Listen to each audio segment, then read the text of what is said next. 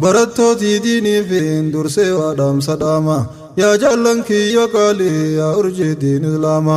maabbaan siif qabuu fi halkan guyyaa siyaama qalqii hundarra dursee hogguu siif dhaamsadhaama bahaa dhihaa wal yaama baradhaa diin islaama yoo diin barattanarraa boruus baatan salaama barachuu dhiifnaan teeysan arraa boruus nadaama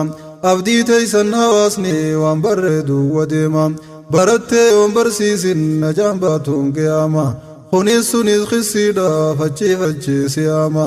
osoo beekuun nu dhiise nu diin hin beeynu jaama wallaalarraa hojjenne hujii hamtuu nadaama barsiifanneen nu dhiise baadiyyaa teenya dhaama